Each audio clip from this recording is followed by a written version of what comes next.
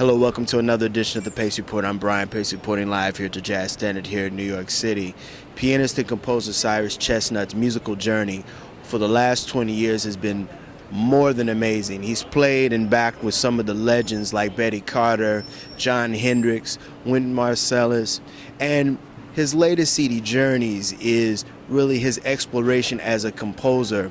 This CD he hails as a trio album versus a piano album. So tonight you're going to listen to new compositions from the new CD, as well as my exclusive interview with pianist Cyrus Chestnut.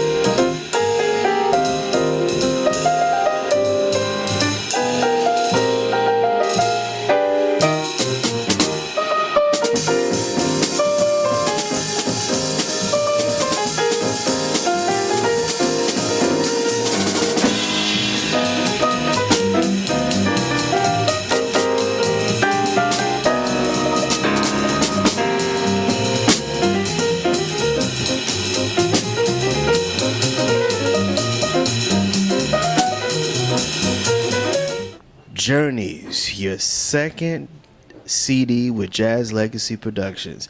This is not, and I quote what you said, this is not a piano album. This is a trio record. That's true. That's true. It's a record of three. Many times a piano trio record just basically puts the piano out front and the bassist and the drummer are just meant to accompany. But this record is about three people contributing. Being showcased, but even as the music is being produced, everybody has a part. And if you listen closely, it all works together to make one composite sound. Dez and Neil they've gotten a lot better with time too. I think it's enhanced this whole entire disc. Well, it's all about getting better, man. It's always about forward motion. Myself, Dezron, Neil, it's about forward motion. You just can't sit in the same place.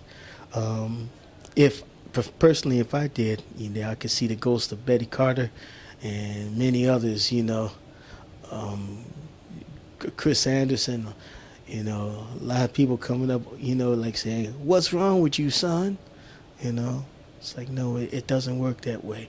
You always are developing. You can look at someone like Jimmy Heath in his 80s, still practicing, trying to search for things, going out. I remember going out just recently playing with James Moody, who also in his 80s.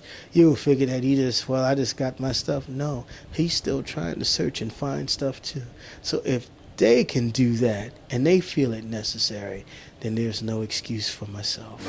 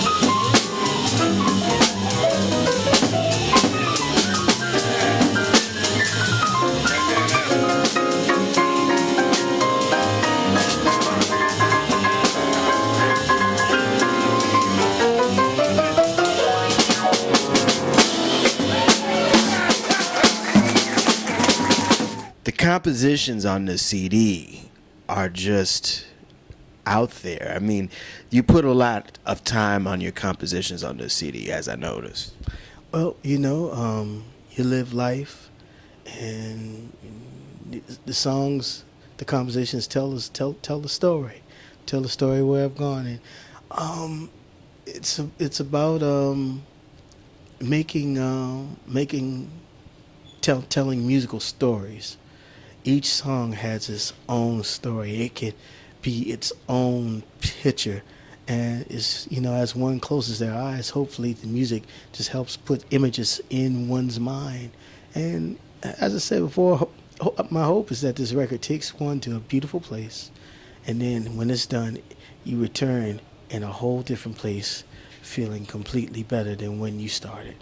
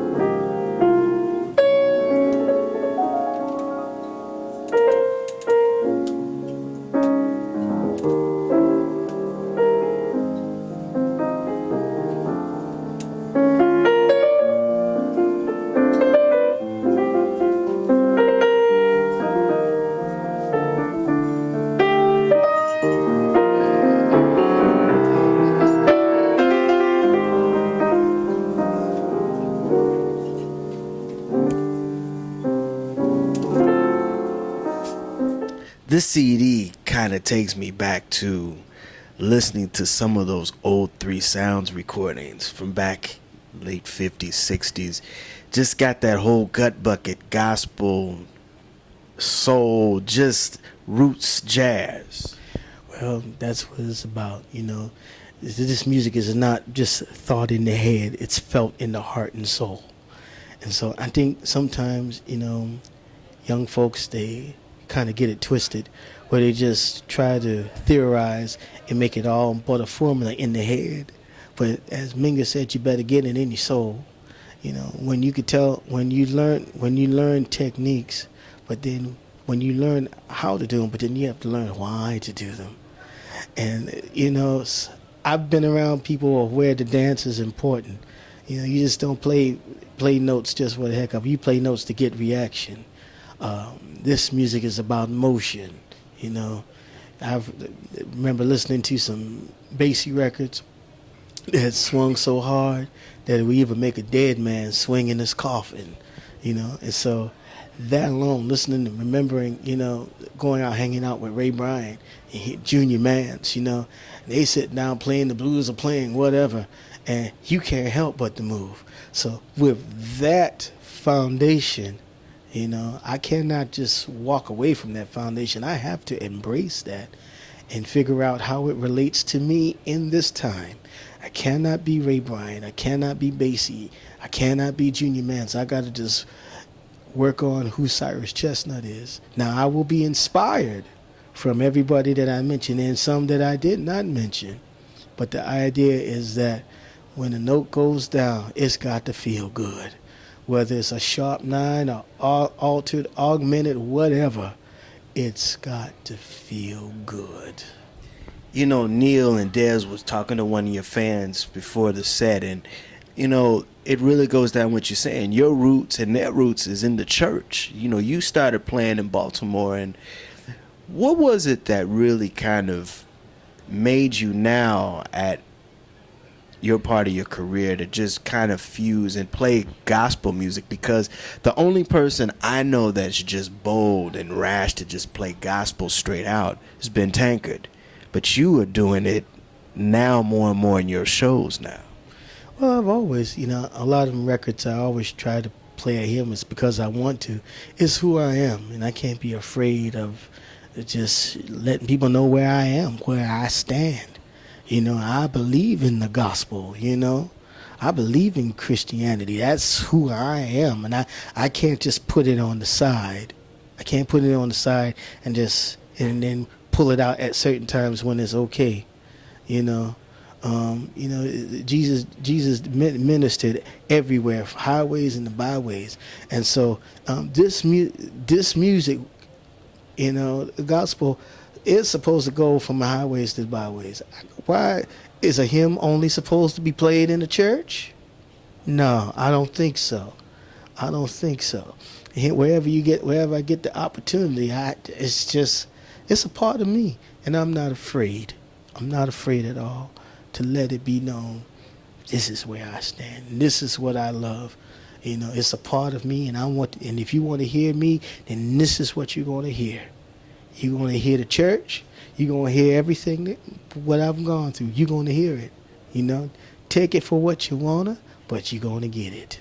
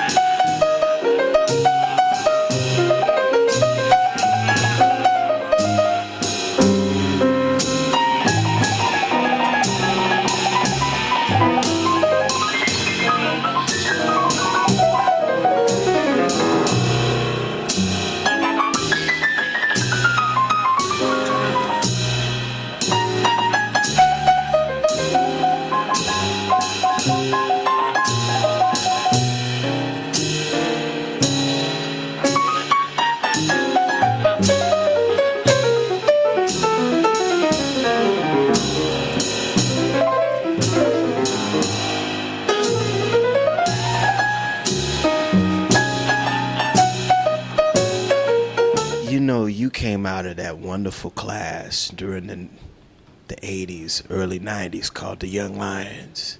I mean, it was a glorious class. You, Roy Hargrove, Blanchard Harrison, the Marcellus brothers, Harry Connick Jr., I can go on and on. What was it about that class that made you guys so special, and what did you guys want to bring to the table to the music, in the musical vernacular? I don't know. I guess coming out of school and like getting into New York, from a young age, I wanted to play this music, and so I loved improvisation, and it was a great fit, and then being around great people who was just into creation, hanging out at the Jazz Cultural Theater, 28th and 8th, seeing Barry Harris, Chris Anderson, Junior Cook, C Sharp, seeing these cats play and create. They weren't just playing solos from somebody else's record. They were creating. And so I just love being a part of that. And, being a part of the Harrison Blanchard Quintet, it was all about creation. You had to figure out what to do. It was no cut and dry thing. I remember asking Terrence, how am I supposed to play with you? And he said, well, you can listen to Miles with Herbie in the 60s. So, all right. So, and I tried that. That didn't seem to work. So I asked Donald, and he said something very prolific to me. He says, I don't know, you just had to figure it out. That'll do it again for another edition of the Pace Report. I'm Brian, Pace reporting live here at the Jazz Standard. I'd like to personally thank Cyrus Chestnut for his time, as well as the staff here at the Jazz Standard. As always, please visit my website, www.thepacereport.com, for my weekly column as well as my past segments. Until next time, remember, if it's in the groove, it'll make you move. Peace.